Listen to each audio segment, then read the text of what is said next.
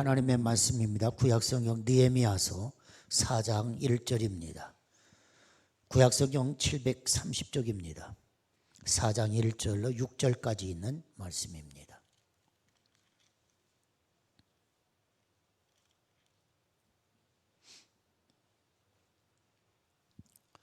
느헤미야서 4장 1절로 6절입니다. 구약성경 730쪽입니다.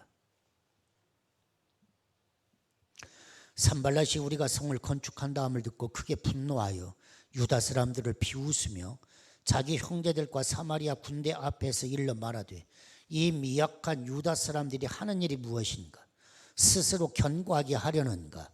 제사를 드리려는가? 하루의 일을 마치려 하는가? 불탄 돌을 흙무더기에서 다시 일으키려는가? 하고 암몬 사람 또비아는 곁에 있다가 이르되 그들이 건축하는 돌 성벽은 여우가 올라가도 곧 무너지리라 하더라. 우리 하나님이여 들으시옵소서. 우리가 업신여김을 당하나이다. 원하건대 그들이 욕하는 것을 자기들의 머리에 돌리사 노략거리가 되어 이방에 사로잡히게 하시고 주 앞에서 그들의 악을 덮어두지 마시며 그들의 죄를 도말하지 마옵소서. 그들이 건축하는 자 앞에서 주를 놓아쓰게 하였음이니이다 하고 이에 우리가 성을 건축하여 전부가 연결되고 높이가 절반에 이르렀으니 이는 백성의 마음 들여 일을 하였음이니라. 아멘이라고 착한 헤럴드 사무엘 쿠시너라고 하는 랍비가 있었습니다. 아들을 하나 얻었습니다. 그 아이가 주는 그 기쁨, 그 행복이 얼마나 큰지 모르겠습니다. 그런데 이 아이가 3살 때 쪼로증이라고 하는 질병을 얻게 되어집니다. 이 아이가 14살이 되어졌는데 그때 얼굴도 마치 80세, 90세 먹은 노인처럼 이 아이의 몸이 그렇게 변화되는 모습을 보면서 쿠시너라고 하는 사람은 절망스럽기 짝이 없었습니다. 지금까지 그는 그렇게 가르쳐 왔습니다. 서건하고 그런 사람은 여러분 잘 될 것입니다 하고 가르쳐 왔습니다. 그런데 눈을 떠서 보니 세상을 살펴보니 이유 없이 어떻게 보면 상처받는 사람이 너무나도 많다는 사실을 알게 되었습니다. 고통 중에 있는 사람들이 교회에 와서 고난은 죄의 결과라고 말하는 사람들 때문에 교회 가서 더 많은 상처를 받게 되었습니다. 고난이 유익이라는 말도 사랑하는 아들이 늙어가는 모습을 보면서 전혀 위로가 되지를 않았습니다. 그래서 그는 하나님 앞에 질문을 던졌습니다. 선한 사람에게도 불행이 옵니까? 그리고 그는 하나님 앞에서 절규합니다. 흔히 사람들은 하나님의 뜻대로 잘 사는 사람들은 시험도 없을 것이라고 고난도 없을 것이라고 생각합니다. 그러나 선한 일을 하는 선한 사람에게도 시험이 있다고 하는, 핍박이 있다고 하는, 고난이 있고 위기가 있다고 하는 사실입니다. 누구 남편이 암에 걸렸다네, 그것이 내 얘기가 아닐 때에는 그럴 수도 있겠지 했습니다. 누구 아들이 사고를 당했다네, 안쓰럽지만 세상 살다 보면 그럴 수도 있겠지 했습니다. 그런데 그런 일이 내게 일어나면 내가 뭘 잘못했길래 왜 나에게 이런 일이 있어야 합니까? 하는 시험이 몰려옵니다. 사랑하는 여러분, 기억하시기를 바랍니다. 내 곁에 고난당하는 그 사람도 모두 우리와 똑같은 사람이라고 하는 사실입니다. 오늘 본문에 보면 주인공 느헤미야가 하나님께 질문하지 않고 있다는 사실을 우리는 성경을 통해서 보아야 합니다. 선한 사람에게 왜 위기가 옵니까? 그는 한마디 묻지도 않습니다. 사랑하는 여러분, 알고 보면 왜 선한 사람에게도 이런 어려움이 옵니까? 하는 질문은 질문이 아닙니다. 성경적 질문이 아니라고는 사실입니다. 그 질문 자체가 불신앙이라고 하는 사실입니다. 사랑하는 여러분, 느헤미야는 오늘 성경 말씀에 보니까 선한 역사를 일으키면서 부딪히는 수없이 많은 위기, 그 속에서 그는 한 번도 하나님 앞에 왜 이런 어려움이 있어야 합니까? 하고 묻지 않습니다. 그냥 대처해 나간다고 하는 사실입니다. 그냥 이기고 있다고 하는 사실입니다. 원수가 하나, 둘, 셋, 넷, 다섯 질문을 던지지만 느헤미야는 대답하지 않습니다. 그는 문제를 그냥 해결해 갑니다. 공격하는 원수들에게 승리로 대답합니다. 문제에 파묻혀 있지도 않고 질문하느라 매몰되어 있지도 않습니다. 사랑하는 여러분, 기억하시기를 바랍니다. 죽은 시체에 총을 쏘는 적은 없다고 하는 사실입니다. 화살은 적장의 가슴을 노립니다. 전쟁터의 총알은 장교들에게 먼저 날아옵니다. 마귀가 가장 싫어하는 것은 자기 영토를 빼앗기는 것입니다. 자기 백성을 빼앗기는 것을 마귀는 가장 싫어한다고 하는 사실입니다. 그래서 어쩌면 선한 일을 하기 때문에 위기가 오는 것입니다. 하나님의 방법으로 살다 보니 오히려 위기가 찾아오는 것입니다. 내가 하나님의 백성이여 산다고 하니 위기가 오는 것입니다. 내가 사탄의 영토를 빼앗고 잃어버린 영혼을 구원하고 하나님의 나라를 위해서 일하다 보니 시험거리가 있더라고 하는 사실입니다. 나 혼자 잘 먹고 잘 살기 위해서는 시험이 오지를 않습니다. 하나님을 섬기려고 하는 사람에게 오히려 위기가 올 수 있다고 하는 사실입니다.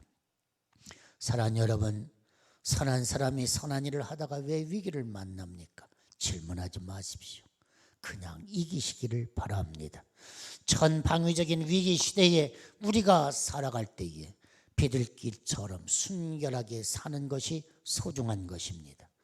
여러분, 이런 삶은 아무나 하는 것이 아닙니다. 그와 함께 뱀처럼 지혜롭게 어떤 시험과 위기가 있어도 견뎌낼 수 있는 내공이 있는 단단한 신앙인들이 이 세상을 이길 수가 있는 것입니다. 문제와 사탄을 대적하고 그냥 승리하는 것, 이것이 믿음의 사람들이 세상을 이길 수 있는 비결이라고 하는 사실입니다. 느헤미야가 예루살렘으로 돌아왔습니다. 우리가 지난주에도 살펴봤습니다마는 절망에 빠진 백성들에게 성벽 재건의 비전을 던졌습니다. 낙심하고 좌절하고 실패에 상처로 얼룩진 백성들이 상처를 치유하고, 그리고 이제는 잠든 믿음을 일깨웠습니다. 양문을 수축합니다. 예배의 문을 다시 세웁니다. 다시 예배하고 기도하기 시작했습니다. 예루살렘 주민들이 모두 일어나 맡겨진 일터로 돌아가 무너진 돌더미를 채우고 맡겨진 성벽을 하나씩 하나씩 세워갑니다. 세계 도처에 흩어져 살던 유다인들이 몰려들기 시작했습니다.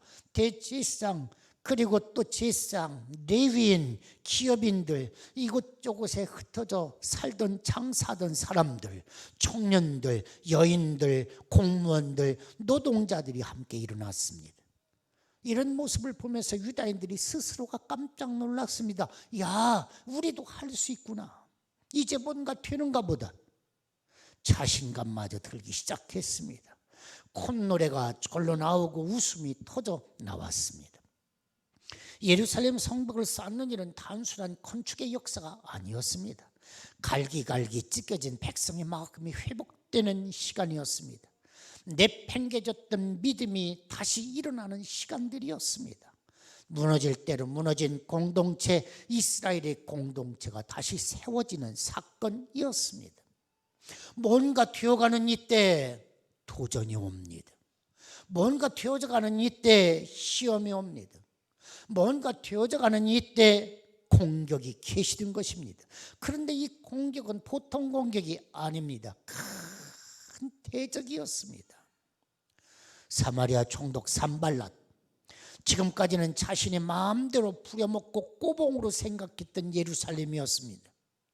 그런데 예루살렘에 일어나는 모습을 보면서 산발랏이 위협을 느끼기 시작하는 것입니다. 이러다가는 자칫 잘못하면 내 지배력이 사라지지, 무너지지, 내 영향력이 사라지지. 산발랏의 마음속에 어둠이 몰려오기 시작한 것입니다.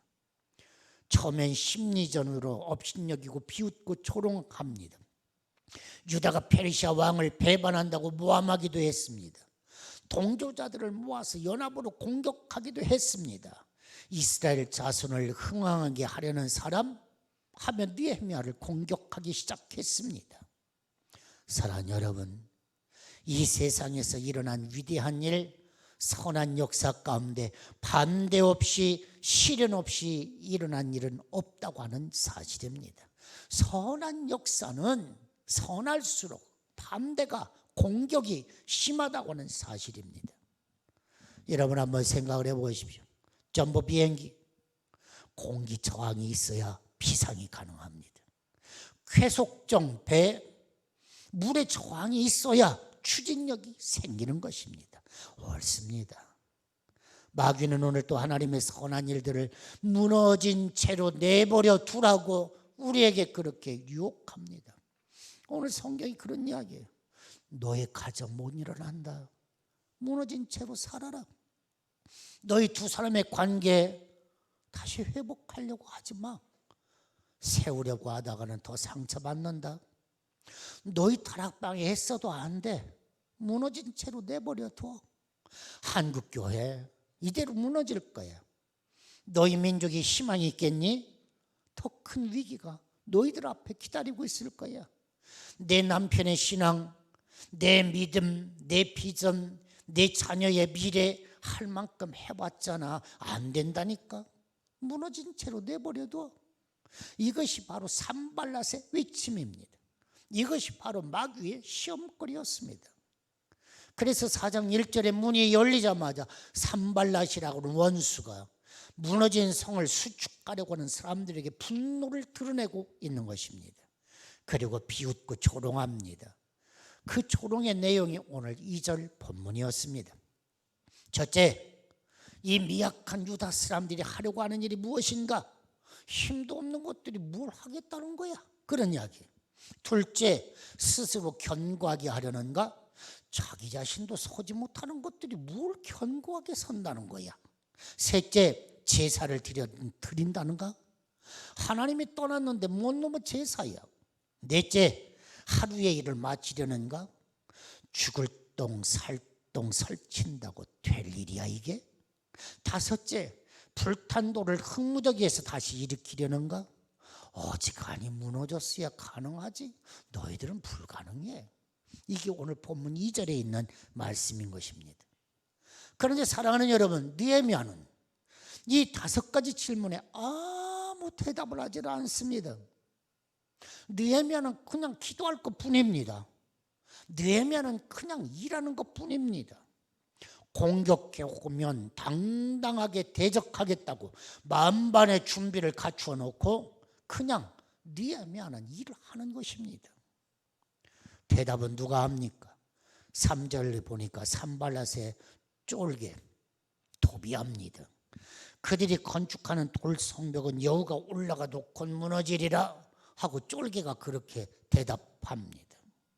사랑하는 여러분, 사탄의 힘빼기 작전, 거기에 동조하는 것은 사탄의 쫄개밖에 없었습니다. 느헤미야는 아무 이야기하지 않습니다. 대꾸도 하지 않습니다. 느헤미야는 기도할 것뿐입니다. 느헤미야는 일하는 것뿐입니다.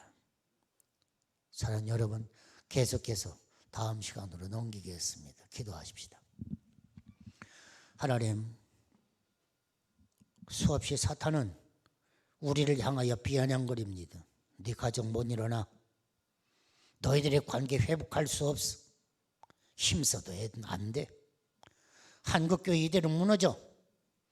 너희 민족에 희망이 있겠니? 네 남편의 믿음, 너의 믿음, 너의 비전, 내 자녀들의 미래 할 만큼 해봤잖아. 안 돼. 무너진 채로 내버려둬. 그러나 이런 외침 앞에 느헤미야는 아무 대꾸하지 않습니다. 다만 기도할 것뿐입니다. 그리고 묵묵히 주어진 일을 감당할 것뿐입니다. 주님, 오늘 이 시대를 이길 수 있는 비결을 주옵소서. 두려워하지 않게 하옵소서. 깨어있게 하옵소서. 무릎 꿇고 기도하게 하시고 하늘의 영광 바라보게 하시고 오직 주 예수 그리스도의 십자가 붙들고 오늘도 내일도 끊임없이 수고하고 애쓰는 자들이 되게 하여 주옵소서. 예수님의 이름으로 기도하옵나이다. 아멘.